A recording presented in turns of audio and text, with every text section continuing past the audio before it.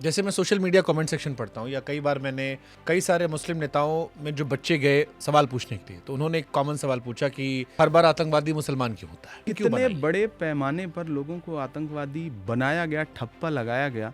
इस रिसर्च पे अगर कभी कोई मीडिया हाउस काम करे ना, तो आपकी आंखें भर आएंगी।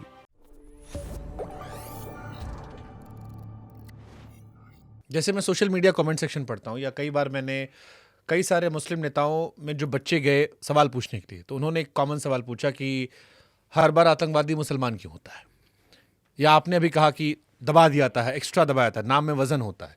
ये क्यों आपको लगता है, ऐसा क्यों हो, शुभंकर ये भाई, परसेप्शन क्यों कितने बनाई? बड़े पैमाने पर लोगों को आतंकवादी बनाया गया, ठप्पा लगाया गया। इस रिसर्च पे अगर कभी कोई मीडिया हाउस काम करे ना, तो आपकी आंखें भर आएंगी। ऐसे ऐसे लोग हैं, 17 साल बाद बाइज्जत बरी, 23 साल बाद बाइज्जत बरी, 12 साल बाद बाइज्जत बरी। आप वो 22 साल लौटा सकते हो किसी इंसान के जिसका नाम अकरम था, जिसका नाम साहिल था, जिसका नाम सुहेल था? वो 17 साल लौटा सकते हो किसी के? सदियों से यहीं पर रहता है, जाने कितने दुख सहता है। भीगी पलकों से एक बेटा भारत माँ से ये कहता है, पुरखे हम सब के गोद में तेरी खाक ओढ़ कर लेटे हैं, माँ हम भी तेरे बेटे हैं। तो उस पीड़ा को कभी किसी ने समझने की कोशिश ही नहीं की। आप जो कह रहे हो, ये बहुत सारी घटनाएं इस बीच और में ये आई हैं, घटनाएं बहुत सारी जिनमें हैं। 20-21 साल का है। लेकिन इमरान, इसका एक सच ये भी है कि सारे नहीं निकले हैं, कई सारे होंगे भी। और एक पहलू ये भी है कि जैसे प्रज्ञा ठाकुर अभी निकली, वो भी यही बात कह रही हैं कि हम भी जेल में रहे, अदालत ने हमें बरी कर दिया। लेकिन आप उन्हें उस निगाहों से देखते हो कि वो अदालत ने गोडसे को बरी नहीं किया। अदालत ने ऐसे बहुत सारे लोग हैं जिनको बरी नहीं किया, और अदालतों ने वही एनआईए जो फांसी की सज़ा मांग रही थी, वही एनआईए कितनी शिथिल हो जाती है वो भी देश के सामने है। इस पूरे एपिसोड में अगर आप जाएंगे तो अदालतें, बट आखिर में तो लोगों को अदालत का फैसला याद रहेगा ना। जैसे आपने कहा सब कि 21 साल बाद बरी हो गए, सब स्वीकार कर ऐसे रहे वो हैं। कह रहे हैं कि पूरा शरीर तोड़ दिया। सब स्वीकार कर रहे हैं, लेकिन कई मामलों में अदालत से बरी हुए लोग, हाई कोर्ट से बरी हुए सरकारें तुरंत सुप्रीम कोर्ट चली गईं। कई मामलों में अदालत मतलब सरकारें बहुत खामोश, ऐसी चुप्पी ओढ़ती हैं कि आपको पता भी नहीं चलता। और जिस मीडिया ने फ्रंट पेज पर हाफ पेज की खबरें छापी, प्रिंट मीडिया ने, चैनलों ने बड़े बड़े प्रोग्राम चलाए, वो बाइज्जत बरी होने के बाद कभी सुध भी नहीं लेती हैं। That's how media is. ये होता है, ये लेकिन दूसरे केसेस में नहीं हो रहा है। मतलब एक एक एक ये बारीक, एक महीन एक सिस्टम ऐसा है जो काम कर रहा है, जिसके लिए बहुत सॉफ्ट टारगेट है मुसलमान, उस पर ठप्पा लगा दो। मतलब मैं जानना ही चाह रहा हूँ, आपने मुझे कहा ना लगता है कि वो राजनीति को मतलब हमारे साथ तो कई तरह से नाइंसाफी हुई ना। बट लंबे समय तक भाई- तो आप ही की सरकार, जैसे कांग्रेस जिस आज आप है, बहुत लंबे समय सरकार उनकी रही, तो फिर ये माहौल क्यों बना कि आप कह रहे हो कि मुसलमान को सॉफ्ट टारगेट करना पड़ा? देखिए, सबसे पहली बात तो ये सोचना कि सिर्फ राजनीति बहुत सारे मसलों का हल है, सरकारें चेंज हो जाना बहुत सारे मसलों का हल है, तो मैं इससे इत्तेफाक नहीं रखता हूँ। मेरा अपना मानना है कि ये एक ऐसा सिस्टम है जो अपने हिसाब से काम कर रहा है। आज़ादी के बाद से वो आज़ादी के बाद से काम कर रहा है, और वो उसके मन में कहीं ना कहीं एक बारीक सी सांप्रदायिकता है, वो खत्म होनी चाहिए। वो नहीं खत्म होगी। एक बड़ी आबादी को आप हमेशा शक की नज़र से देखें। आपसे ही शुभंकर भाई सुबह शाम कहा जाए सबूत दो, तुम अच्छे आदमी हो, तुम देशभक्त हो, तुम सबूत दो। कितनी बार सबूत दे कोई? कितनी बार? कब तक?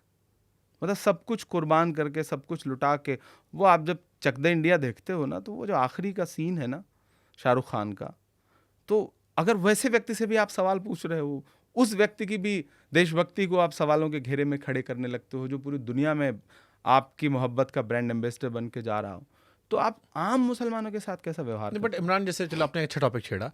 अभी मैंने अन्नू कपूर का पॉडकास्ट किया था, उन्होंने ये मसला उठाया कि अब सबकी अपनी शिकायतें हैं। जैसे एक शिकायत आपने शाहरुख खान वाली की, कि शाहरुख खान को भी अपनी पहचान बताना पड़ता है, which is unfortunate because he represent India.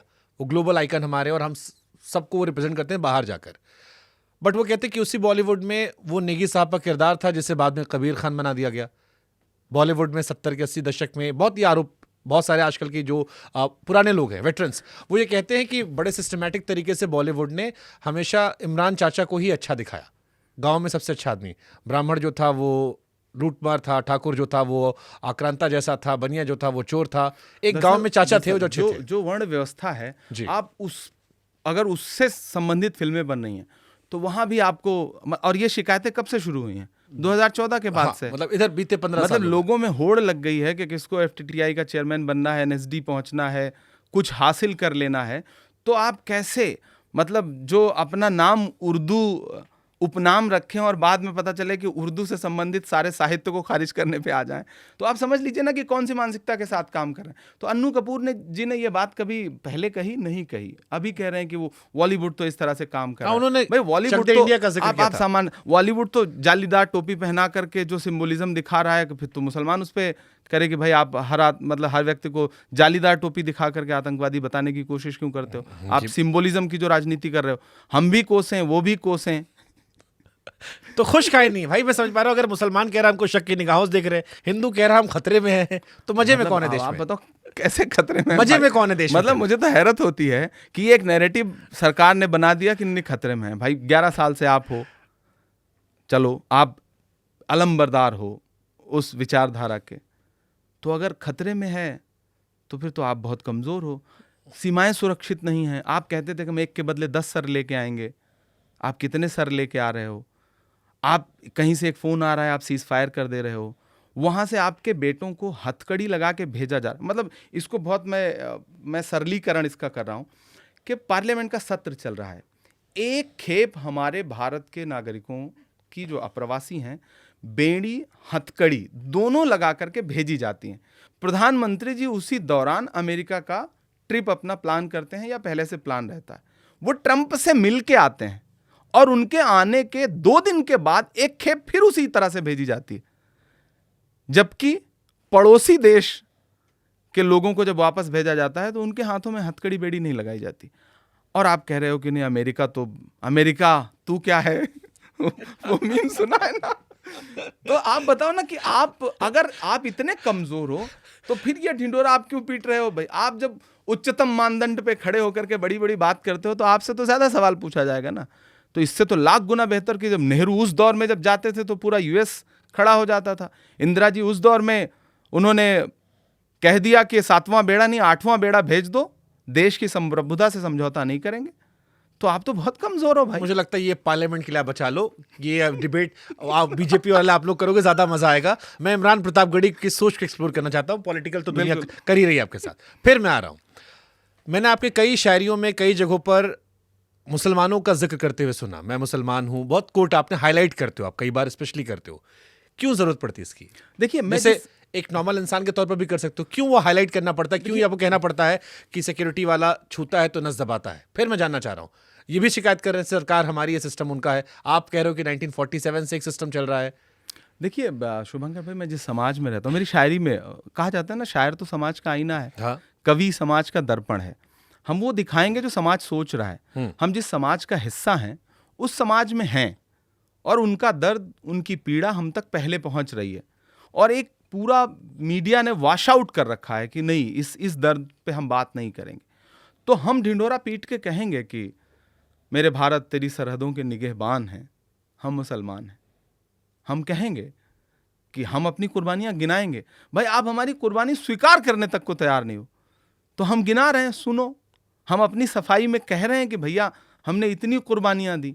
आप आक्रांताओं से लेकर के, राजाओं से लेकर बादशाहत की लड़ाई और सारी जो पुरानी इतिहास है पुराना, उससे आप हमें जोड़ने की हर दिन कोशिश कर रहे हो, जोड़ दे रहे हो, फ्रेम कर दे रहे हो। तो हम क्या करें? हमारे पास चारा ही क्या है? मतलब मैं ये कहूं कि फिर लोकसभा हारने के बाद इमरान प्रतापगढ़ी राज्यसभा में सांसद इसलिए बने क्योंकि वो मुसलमान थे? नहीं, इमरान थे इसलिए बने, शायर थे इसलिए बने, एक पहचान थी इसलिए बने, एक सोच थी इसलिए मुसलमान भी वर्क किया था उसमें? नहीं, आप उस कम्युनिटी को रिप्रेजेंट कर रहे थे? तो मतलब फिर सवाल आएगा कि प्रधानमंत्री मैं उधर नहीं जा रहा हूं, मैं आपकी शिकायतों के बीच में समझने की कोशिश कर रहा हूं। नहीं, मुझे लगता है कि पार्टी ने संभावनाएं देखी और मुझे पहले ऑर्गेनाइजेशन की जिम्मेदारी ऐसे ही नहीं दे दिया गया। मतलब बड़ा हो हल्ला मचाया गया बहुत, इस पे। क्योंकि मतलब बड़ा हो हल्ला मचाया हाँ। गया। हालांकि जिन सब ने हो हल्ला मचाया जब वो मेरी उम्र के थे तो वो कैबिनेट मंत्री थे। ऐसा नहीं कि हम अकेले बिरले नहीं हैं। बहुत, जैसे मेरी इंडस्ट्री में लोग कहते हैं ना, मुझसे कई बार कई सीनियर जर्नलिस्ट ने कहा कि अगर तुम लड़की होते तो तुम्हारे बारे में सीईओ से लेकर चपरासी तक चर्चा होती। राइस बहुत जल्दी हुआ मेरा।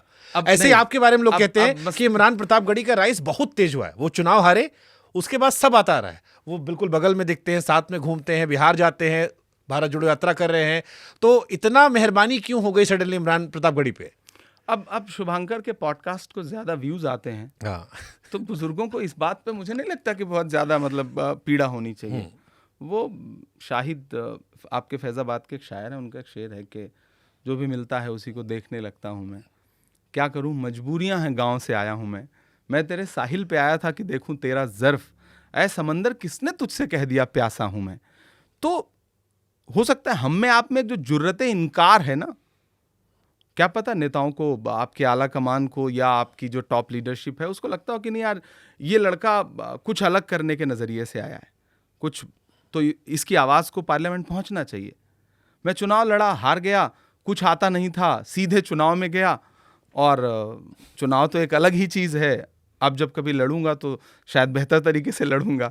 तो उसके बाद पार्टी को लगा कि नहीं, पार्टी कोई भी पार्टी हो, किसी भी यंग फेस पे इन्वेस्ट करती है, उसमें संभावनाएं देखती है। पार्टी ने मुझ में संभावनाएं देखी, पहले मुझे ऑर्गेनाइजेशन का काम दिया और मैंने लगातार उस पर काम किया। माइनॉरिटी डिपार्टमेंट का नेशनल चेयरपर्सन हूँ अभी भी, और मैंने काम किया, और काम करने के बाद पार्टी ने एक मौका और दिया। और पिछले 3 साल में जिस पार्लियामेंट को समझने में 5 साल लग जाते हैं, मैं डे 1 से खड़ा हूँ और बोल रहा हूँ, और हर मुद्दे पे बोल रहा हूँ।